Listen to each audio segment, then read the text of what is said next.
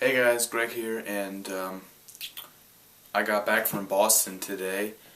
Surprisingly, it took longer to drive back than I thought. Originally, it was supposed to be only 5 hours to drive back, but it turned into 7 because we hit massive traffic. And in Boston, I picked up 4 books. Most of the time I was kind of just gallivanting around the city, but I ended up finding a couple used bookstores, and I popped in and bought some books. That was like my last major trip of the summer, so for the rest of the summer I'm just going to be working on summer work for school summer work basically, and just hanging out with friends. So the first book I picked up all classics.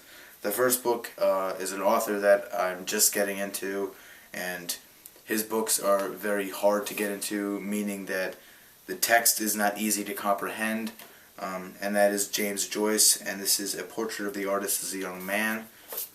Yeah, it's a little beat up, but I got it for about $1, so I'm happy with it. As you can see, it has notes in it and whatnot, but I don't mind. So yeah, that's the first book I got. I actually, if you watch my last book haul, I recently just picked up Dubliners by James Joyce, and when I read that I'll do a review of it. The next book I picked up is actually a non-fiction book by Charles Dickens. It's really kind of a recounting of his time in Italy. In 1844, he took a break from writing a novel, and he ended up traveling throughout Italy, and this is a book basically describing his travels from Naples to Rome. It's called Pictures from Italy. It's not a very long book. It's around 189 pages, so I should get through it really quickly.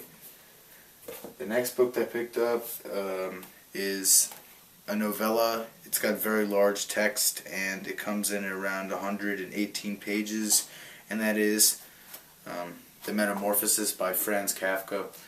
Franz Kafka is a very odd writer. He's a very weird writer. I'll give you a synopsis of what this is about. It's basically a novella that was published in 1915 about a traveling salesman that somehow transforms into a beetle.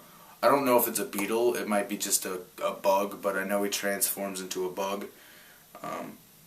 Apparently this is an advanced reader's copy, but I got this for like $4, and I'm really excited. And then the last book is a book that I already have like 3 copies of, but this was in a used bookstore, and it was in perfect condition, and I picked it up for like $3. And that is The Catcher in the Rye by J.D. Salinger.